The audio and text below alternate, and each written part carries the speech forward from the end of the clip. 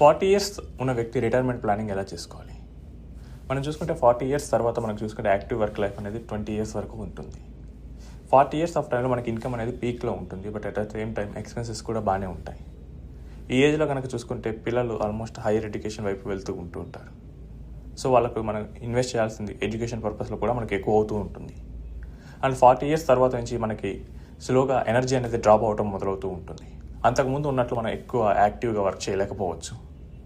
స్లోగా మనం మిడ్ ఏజ్లోకి అనేది మూవ్ అవుతూ ఉంటాం.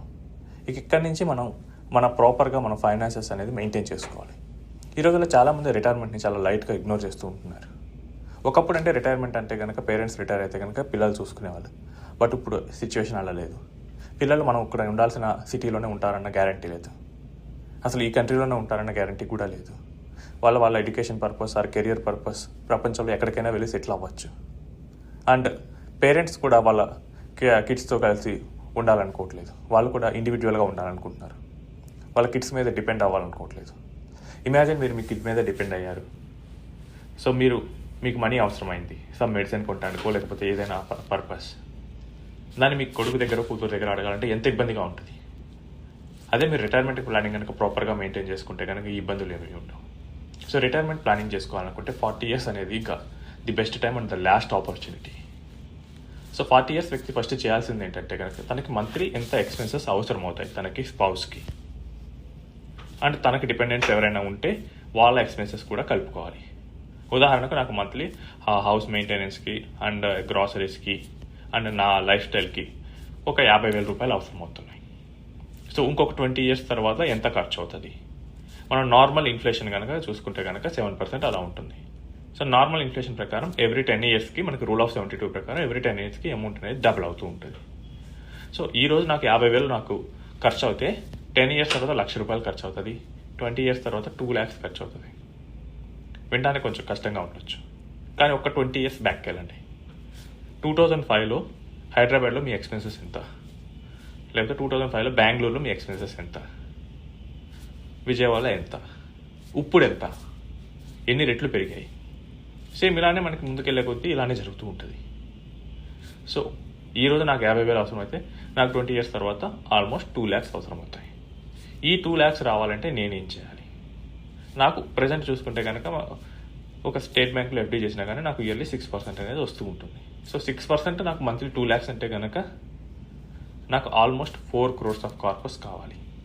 అంటే నేను రిటైర్ అవ్వబోయి పీస్ఫుల్గా ఉండాలంటే నాకు 4 crores ఆఫ్ కార్పస్ ఉంటే నాకు 60 ఇయర్స్ అప్పుడు నేను హ్యాపీగా రిటైర్ అవ్వచ్చు. ఈ 4 crores ఆఫ్ కార్పస్ ల్యాండ్లో ఉంటే సరిపోతుందా, గోల్డ్లో ఉంటే సరిపోతుందా, లేదా లిక్విడ్గానే ఉండాలా? రిమెంబర్, రిటైర్ అయిన తర్వాత మీరు ఫిక్స్డ్ అసెట్స్ కన్నా లిక్విడిటీ ఉన్న అసెట్స్ వైపు మీరు ఎక్కువగా ఇంపార్టెన్స్ ఇవ్వాలి. మీరు కనుక ఫిక్స్డ్ అసెట్స్ కనుక ప్రయారిటీ ఇస్తే, ఫిక్స్డ్ అసెట్స్ ఎప్పుడు పిల్లలకి వస్తాయని వాళ్ళకి తెలుసు, వాళ్ళకి మోర్ క్లారిటీతోనే ఉంటారు. మా ఫాదర్ దగ్గర ఉన్న ల్యాండ్ కానీ లేకపోతే ప్లాట్స్ కానీ హౌసెస్ కానీ ఏమైనా మాకే వస్తాయని చెప్పి వాళ్ళు క్లారిటీతో ఉంటారు. అండ్ మీరు అమ్మటం కూడా అంత ఈజీ కాదు. బట్ మా ఫాదర్ దగ్గర ఫిక్స్డ్ డిపాజిట్ ఉంది, అది నాకు ఇస్తాడో లేదో తెలియదు, లేదా ఆయనే కన్జంప్షన్ చేయొచ్చు. సో క్యాష్ ఉన్నప్పుడు మనకి పిల్లల దగ్గర నుంచి వచ్చే లవ్ ఒకలాగా ఉంటుంది, అసెట్స్ ఉన్నప్పుడు ఒకలాగా ఉంటుంది. సో మనం 60s తర్వాత లేకపోతే రిటైర్మెంట్కి దగ్గరకు వస్తున్నప్పుడు మనం అసెట్ రిచ్ కన్నా క్యాష్ రిచ్గా మనం మారాలి. సో మన పోర్ట్ఫోలియోలో లిక్విడిటీకి మనం ప్రయారిటీ ఇవ్వాలి. సో ఈ 4 crores అనేది కంప్లీట్గా లిక్విడ్గానే ఉండాలి. అండ్ ఎలా పెట్టుకోవాలి? సో మనం రిటైర్ అయిన తర్వాత మనకి మెడికల్ ఎక్స్పెన్సెస్ కూడా పెరగవచ్చు. అండ్ మెడికల్ ఇన్ఫ్లేషన్ అనేది మనకి మోర్ దెన్ 12% అనేది ఉంటుంది. సో మనం ఇది అన్ని ఫిక్స్డ్ డిపాజిట్స్లో ఈ 4 crores పెట్టుకుంటే సరిపోదు. మనకి లైఫ్ స్టైల్ ఇన్ఫ్లేషన్కి, మెడికల్ ఇన్ఫ్లేషన్ కన్నా ఎక్కువ గ్రో అయ్యే వాటిలో పెట్టుకోవాలి. One of the option is equities. ఈక్విటీస్లో ప్రాపర్గా మీరు పెట్టుకోవాలి. అండ్ ఈ 4 crores నేను ఎలా అక్యుములేట్ చేయొచ్చు? There can be different ways. మీరు 4 crores ఇక్కడ ఈ రోజు నుంచే కావాలి అనుకుంటే కనుక చిన్నగా మీరు కాంట్రిబ్యూట్ చేయాలనుకుంటే మ్యూచువల్ ఫండ్స్లో పెట్టుకోవచ్చు. లేదు మీకు ఏదైనా అక్కడ రిటైర్ అయ్యే టైంలో ఒక 2-3 years ముందు మీకు ఏదైనా ప్రాపర్టీ ఉంది, అది మీరు 4 crores వర్త్ వస్తుంది అనిపిస్తే కనుక మీరు దాన్ని సెల్ చేయొచ్చు. లేదు మధ్యలోనే కనుక మీకు ఏదైనా ప్రాపర్టీ బాగా పెరిగింది, ఇది ఒక 2 crores అయింది, ఇక్కడి నుంచి అంతగా పెరగదు, దెన్ మీరు ఇమీడియట్గా దాన్ని సెల్ చేసి మీరు లిక్విడ్ అసెట్స్లో లేదా ఈక్విటీస్లో మీరు ఇన్వెస్ట్ చేసుకోవచ్చు. సో మనకి రిటైర్మెంట్ వాళ్ళ గోల్ కోసం ఇన్వెస్ట్ చేయాలనుకుంటే మేజర్గా మనం ప్రావిడెంట్ ఫండ్స్లో మనం చూస్తూ ఉంటాం, ఎంప్లాయీ ప్రావిడెంట్ ఫండ్. సో ఇది మెయిన్గా రిటైర్మెంట్ కోసం ఉద్దేశించింది. సో ఇందులో ఇన్వెస్ట్ చేస్తే మీరు 60 years వరకు ఉంచుకుంటే కనుక లాంగ్ టర్మ్ ఉంటుంది కాబట్టి మంచి కార్పస్ అనేది జనరేట్ అవ్వచ్చు. Next option NPS. ఇది ఒక పెన్షన్ స్కీమ్ లాంటిది. సో ఇందులో ఇన్వెస్ట్ చేసింది మనకి పెన్షన్ రూపంలో మనకి రిటర్న్ వస్తూ ఉంటుంది కాబట్టి, అండ్ ఇది కూడా 60 years వరకు లాక్ ఇన్ ఉంటుంది కాబట్టి మంచి రిటర్న్ జనరేట్ చేసే ఆప్షన్ ఉంటుంది. Third, equity mutual funds. Equities when held for long time మనకి మంచి రిటర్న్ ఇస్తుంటుంది. నేను మొన్న ఒక కేసు చూశాను. జస్ట్ ఒక మంత్లీ ఒక 3,000 రూపీస్ ఇన్వెస్ట్ చేసుకుంటూ ఒక వ్యక్తి 2004 నుంచి 2020 వరకు ఇన్వెస్ట్ చేశారు. తర్వాత ఒక 5 hours రెస్ట్ చేశారు. సో ఇప్పుడు చూస్తే కనుక ఆల్మోస్ట్ ఆయన corpus can you imagine 50 lakhs ఉంది. ఆయన జస్ట్ 15 years ఇన్వెస్ట్ చేశాడు. ఇయర్లీ 36,000. సో మనం హార్డ్ డే చూసుకుంటే ఒక 6 lakhs కన్నా తక్కువే ఉంటుంది. బట్ ఎంత కార్పస్ జనరేట్ అయింది, 10 times పెరిగింది. సో చిన్న చిన్న అమౌంట్స్తో కూడా మనం లాంగ్ టర్మ్ కనుక ఇన్వెస్ట్ చేస్తే కనుక మనకు మంచి కార్పస్ అనేది జనరేట్ అవుతుంది. ఈక్విటీస్కి ఆ క్యాపబిలిటీ అనేది ఉంటుంది. లేదా నా దగ్గర ఆల్రెడీ పెద్ద అమౌంటే ఉంది, we can invest in equities. ఈక్విటీసే ఎందుకు, ఈక్విటీస్కి మాత్రం మనకి ఇన్ఫ్లేషన్ బీట్ చేసి ఎక్స్ట్రా రిటర్న్ జనరేట్ చేసే క్యాపబిలిటీ ఉంటుంది. నేను ఏదైనా ఒక ఎండోమెంట్ ఇన్సూరెన్స్ పాలసీలో పెట్టాను, నాకు 6-7% మించి రాదు. నేను ఎఫ్డీలో పెట్టాను, 6-7% మించి రాదు. బట్ ఈపీఎఫ్ ఎందుకు చెప్పాను, ఈపీఎఫ్ మ్యాండేటరీలో ఇన్వెస్ట్ చేయాలి కాబట్టి మన ఎంప్లాయర్ మన తరపున ఇన్వెస్ట్ చేస్తాడు. సో అందుకని ఈపీఎఫ్ మ్యాండేటరీ కాబట్టి మనం ఇన్వెస్ట్ చేయమని చెప్పాం. EPF is only for employees. Employees కాని వాళ్ళకి ఏంటంటే ఎన్పిఎస్ చేయొచ్చు, మ్యూచువల్ ఫండ్లో ఇన్వెస్ట్ చేయొచ్చు.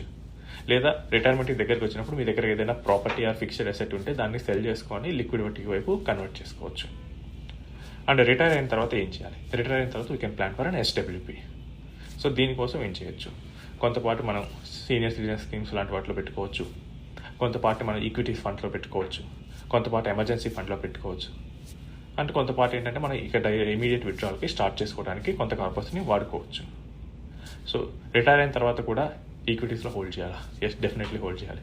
రిటైర్ అయిన తర్వాత మనకి ఎక్స్పెన్సెస్ అనేది ఇంకా పెరుగుతూనే ఉంటాయి. సో మనకి ఎప్పుడైతే మనకి ఇన్ఫ్లేషన్ అనేది వస్తుంటుందో, మీరు చూడండి 2000లో ఎంత కాస్ట్ ఉంది, 2025లో ఎంత కాస్ట్ ఉంది. సేమ్ ఇదే సినారియో 2050లో కూడా అవుతుంది.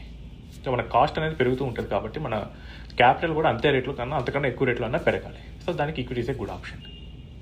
సో మనకి రిటైర్మెంట్ కోసం ప్లాన్ చేసుకోవాలనుకున్నప్పుడు ఫస్ట్ ఈరోజు మన ఎక్స్పెన్స్ ఎంత. సో రిటైర్మెంట్ నేను 10 yearsలో అవుతుంటే కనుక 10 yearsకి ఎంత, లేదా 20 years రావాలనుకుంటే 20 yearsకి ఎంత ప్రొజెక్ట్ చేసుకోండి. ప్రొజెక్ట్ చేసుకున్న తర్వాత ఈ అమౌంట్ నాకు రావాలంటే నాకు ఎంత కార్పస్ ఉండాలి. సో నాకు ఇందాక చెప్పిన కేసులో నాకు 4 crores కార్పస్ ఉండాలి. ఈ 4 crores 20 yearsలో నేను అక్యుములేట్ చేయాలంటే నా దగ్గర డైరెక్ట్గా లంసం ఉందా, లేదు, నేను మంత్లీ ఎంత ఇన్వెస్ట్ చేయాలి, క్యాలిక్యులేట్ చేయండి. క్యాలిక్యులేట్ చేసుకొని డిసిప్లిన్గా ఒక స్టెప్ అప్ ప్లాన్ కానీ ఒక ఎస్ఐపి కానీ మీరు స్టార్ట్ చేసుకోండి. దీని ప్రకారం కంటిన్యూస్గా మార్కెట్లో ఇన్వెస్ట్ చేసుకోండి. మీ రిటైర్మెంట్ ప్లాన్ అనేది ఈజీగా జరిగిపోతూ ఉంటుంది. If you like this video, ఎవరైతే రిటైర్మెంట్ కోసం చూస్తున్నారో వాళ్ళకి ఈ వీడియోని షేర్ చేయండి.